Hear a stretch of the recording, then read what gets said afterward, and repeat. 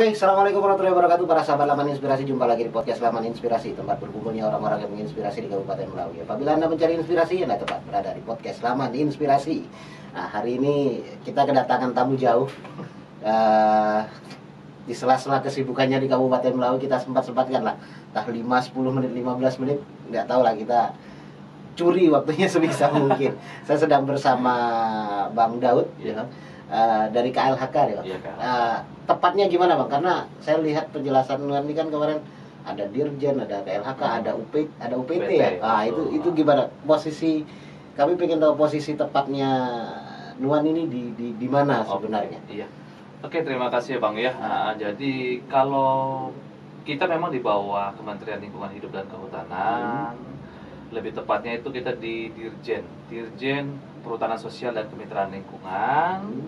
Kalau diturunkan lagi, posisi kita itu ada di Unit Pelaksana Teknis Balai Perhutanan Sosial dan Kemitraan Lingkungan wilayah Kalimantan, yang posisinya kita membawahi 5 provinsi di Kalimantan, di Pulau Kalimantan. Kalau kantor kita itu berada di Banjarbaru, Kalimantan Selatan. Oh, seperti itu. Nah, ini kan kemarin kami ikut juga nih, ikut Nuan ke Desa Sebaju ya, untuk melakukan praverifikasi ya, pertanyaan saya, kenapa sih Bang kok harus ada praverifikasi? Terus kira-kira dari hasil pra kemarin itu seperti apa hasil untuk Desa Sebaju, Dusun Sebaju itu sendiri ya?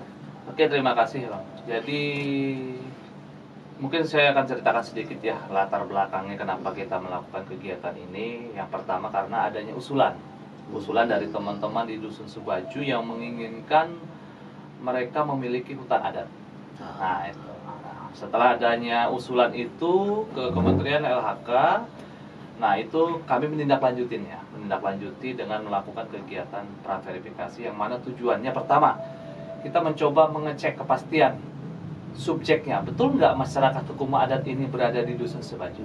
Nah, itu dulu yang kita pastikan. Yang kedua, betul nggak objeknya mereka memiliki hutan yang akan dijadikan sebagai hutan adat. Nah, itu latar belakangnya dulu.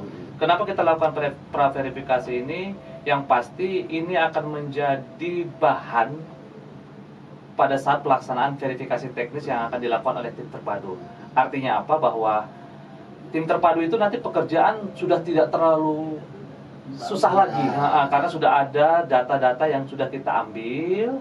Tinggal nanti tim terpadu tinggal memastikan saja lebih valid lagi dengan stakeholder terkait. Nah, itulah tujuan kita melakukan praverifikasi. Jadi hasil praverifikasi yang kemarin kita lakukan di Dusun Sebaju itu untuk memastikan bahwa subjeknya ada, objeknya ada. Nah, itu tujuan kita melakukan praverifikasi. Yang goalnya nanti sebagai bahan tim terpadu untuk melakukan verifikasi dan validasi pada saat melakukan penetapan hutan adat. Nah, kalau hasil dari yang kemarin gimana Bang untuk praverifikasinya? Oke, secara umum saya pribadi dan mewakili tim ya, karena perlu kita sampaikan bahwa sebelum kita berbicara objek atau hutan adat, kita harus memastikan dulu subjeknya dulu. Nah, subjeknya mereka di Dusun Sebaju itu sudah secara legalitas, yang pertama mereka sudah mempunyai SK. SK ini mungkin perlu digarisbawahi bahwa ini adalah SK penetapan pengakuan masyarakat hukum adat. Artinya apa? Masyarakat hukum adat itu sebenarnya bukan dibentuk, tapi memang sudah ada turun-temurun. Hanya saja perlu ada legalitas dari pemerintah yang memastikan bahwa mereka ini benar sebagai masyarakat hukum adat. Oke, itu satu. Nah, setelah subjeknya kita periksa kemarin lengkap, barulah kita cek lagi objeknya kemarin dengan teman-teman. Ternyata dari usulan 198,335 hektar itu secara umum kita pastikan itu berhutan. Yang kedua, kita tidak menemukan beberapa tanaman yang sebenarnya kita tidak inginkan di situ. Contohnya sawit. Nah, itu sesuatu. Karena apa? Hutan adat itu adalah hutan yang berada di dalam wilayah adat yang dikelola oleh masyarakat hukum adat secara lestari, artinya berkelanjutan, yang mana memiliki fungsi baik fungsi ekologis, fungsi ekonomi, untuk menunjang kelestarian alam dan juga menunjang ekonomi masyarakat setempat.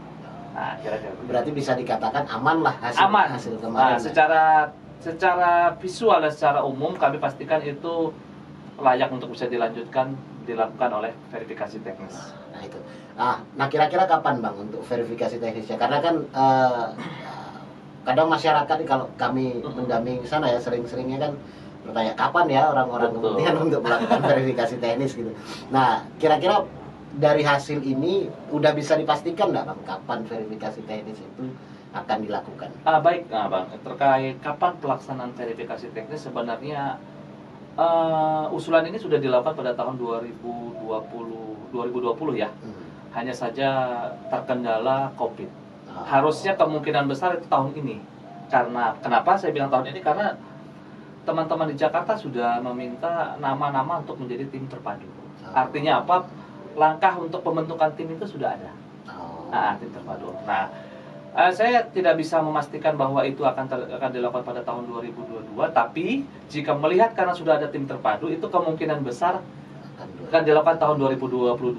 Bulannya berapa, saya tidak bisa menjawab. Yang pasti harapan kami, saya sendiri pribadi dari Balai, karena ini tim verifikasi ini adalah domainnya teman-teman di Direktorat Tenurial dan Hutan Adat kalau di Dirjen PSKL. Nah, mereka lah yang menentukan kapan, karena yang mengantri untuk dilakukan verifikasi ini banyak seluruh Indonesia. Tapi biasanya ada keterwakilan dari masing-masing regional itu yang akan diambil. Seperti gitu. Jadi ya mudah-mudahan insya Allah, dan saya juga mungkin akan membantu mendorong juga, mudah-mudahan yang sudah dilakukan pra-verifikasi ini bisa diverifikasi pada tahun 2022. Mudah-mudahan, karena masyarakat sudah antusias sekali, antusias sekali mereka, dan sudah menunggu itu. Dan kabar baiknya adalah tim verifikasinya sudah mulai, tim terpadunya sudah mulai dibentuk gitu. Nah itu adalah kabar baik. Itu langkah awal yang sudah kita lihat nampak kelihatan. Nah, saya kemarin kan ikut pra-verifikasi ke Dusun Sebaju. Nah, saya ada satu hal yang ingin saya tanyakan ketika kemarin Nuan bercerita sedikit tentang pengalaman masuk ke kampung.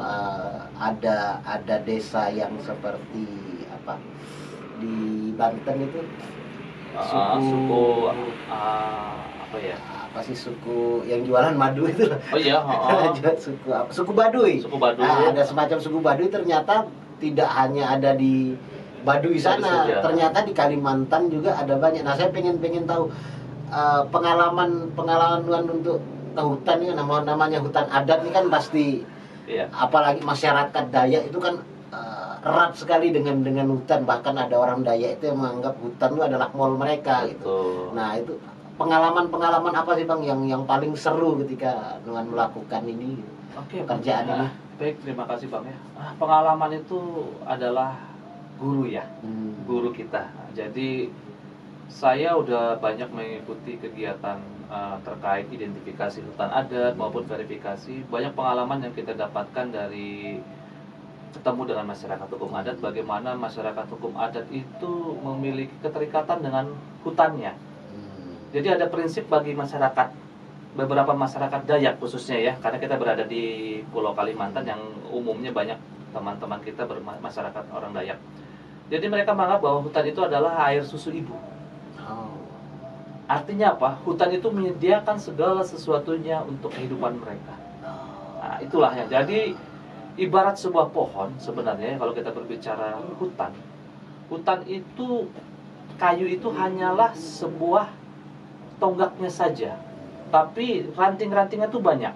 Ada rotan, ada buah, ada madu, ada apa, macam-macam. Jadi kalau tonggaknya atau pohonnya ditebang, hancurlah semua yang di atas itu. Nah, itu ibaratnya begitu. Nah, disitulah yang saya mendapatkan pengalaman dengan masyarakat bahwa sebenarnya kayu itu hanya manfaatnya hanya 5% saja.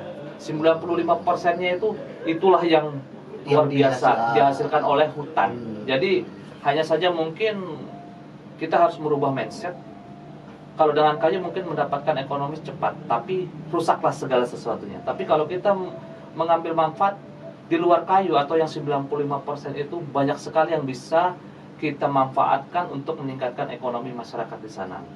Seperti gitu yang pengalaman yang saya dapat di masyarakat adat. Nah, pernah mengunjungi tempatnya? Kalau kita ngomong Kalimantan nih kan image-nya masyarakat luar Kalimantan ya. Kalimantan tuh seram, tempatnya makan orang, tempatnya sikit-sikit kena kalau bahasa di Jawa tuh kena santet gitu. Ada nggak Bang tempat terekstrim yang pernah dikunjungi? Mungkin secara umum begini saja ya. Mungkin itu hanya image saja yang udah ada di kita, di orang Indonesia, bahwa orang Kalimantan itu ngeri-ngeri gitu ya. Padahal ternyata saya buktikan sendiri tidak seperti itu. Yang penting kita punya prinsip satu, kita datang dengan baik dan mereka sangat welcome banget untuk menerima kita. Bahkan luar biasa penyambutan mereka terhadap kita. Seperti gitu. Tempat yang pernah saya datangin itu yang memang masyarakat adatnya betul-betul mereka bisa dibilang sangat bergantung dengan hutan, dan mungkin bisa dibilang mereka menerima dunia luar itu sangat kecil sekali. Artinya mereka benar-benar ya kalau dibilang terpencil, termarginalkan, tapi mereka punya anggapan bahwa apa yang udah disediakan oleh hutan itu udah lebih besar daripada yang bisa didapatkan di kota bagi mereka. Jadi mereka tidak terlalu mengharapkan dunia luar itu untuk masuk ke mereka. Pernah pengalaman tuh saya di Kalimantan Timur, itu tepatnya di Kabupaten Pasir. Situ ada namanya masyarakat hukum adat Mului. Nah, itu luar Mului itu seperti apa kondisinya di sana? Kondisinya bisa dibilang mereka terpencil. Secara pendidikan sangat kurang karena mereka jangankan menulis, membaca saja bahasa Indonesia susah. Bicara bahasa Indonesia aja susah. Berbicara bahasa Indonesia aja susah. Paling bisa dibilang dari jumlah masyarakat di situ mereka paling hanya nggak sampai 5% yang bisa bahasa Indonesia, apalagi menulis. Nah, seperti itu, dan bisa dibilang mereka itu sangat menjaga adatnya. Sangat menjaga adatnya. Mereka memiliki hutan yang memang sangat luas dan sangat bagus. Walaupun memang secara saya bertanya-tanya kepada masyarakat yang ada di sekitar kampung itu, tidak ada yang berani masuk ke hutan mereka. Entahlah itu apakah karena ada mistiknya atau apa. Tapi saya secara pribadi, di luar masalah mistik itu, dengan terjaganya hutan itu sudah sangat bersyukur sekali untuk melindungi masyarakat di sekitarnya. Karena bisa dibilang di sekeliling hutan adat Mului itu sudah jadi perkebunan semua. Sumber air itu cuma tinggal di bukitnya mereka itu, di tempat mereka, di tempat mereka itulah. Entah kalau itu habis, mungkin bencana akan datang, apa-apa akan datang seperti itu. Pasti akan menakutkan. Nah, kehidupan mereka seperti apa Bang? Sama seperti kita atau seperti Baduy sana atau gimana? Kehidupan mereka sudah menggunakan pakaian, sudah sopan. Mereka punya prinsip, apa yang mereka ambil dari hutan hari ini harus habis hari ini. Jadi makanan mereka, apa yang mereka ambil dari hutan pagi, ya harus habis sampai malam. Besok masuk lagi ke hutan. Begitulah setiap hari mereka. Jadi mereka seperti gitu. Ritual adat mereka selalu berjalan, dan mereka, saya pernah datang ke sana, saya melihat peninggalan sejarah mereka dalam bentuk benda yang luar biasa, yang tidak bisa dimasukin oleh orang kecuali harus ada izin. Itu menarik ya. Ketika tadi dikatakan ngambil makanan di hutan hanya boleh untuk hari ini, besok ya ngambil lagi. Iya, itu mengajarkan kita jangan serakah lah. Iya, betul sekali. Hutan kita rusak itu kan karena keserakahan manusia. Betul. Oke, mungkin gitulah Bang. Iya. Terpaksa harus, sebenarnya pengen ngobrol panjang nih teman-teman. Cuman jadwalnya sangat padat. Habis ini harus ke KPH juga kan. Dan habis itu harus berangkat ke Pontianak. Terima kasih Bang udah nyempatkan waktunya. Saya juga mengucapkan terima kasih udah bisa diberikan pandangan-pandangan dan masukan-masukan. Mudah-mudahan apa yang kita bicarakan hari ini bisa didengar semua orang dan bisa menggugah lah hati semua orang untuk bagaimana menjaga kelestarian alam, yaitu dengan hutan adat. Kira-kira begitu. Oke. Terima kasih sekali lagi Bang, dan mohon maaf sudah mengambil waktunya. Oke. Dan mohon maaf kalau ada kata-kata yang kurang tepat. Terima kasih para sahabat Laman Inspirasi sudah menonton video ini sampai selesai. Jangan lupa dukung kami dengan like, share, dan subscribe dan komentar sebanyak-banyaknya. Terima kasih. Assalamualaikum warahmatullahi wabarakatuh dan salam Laman Inspirasi.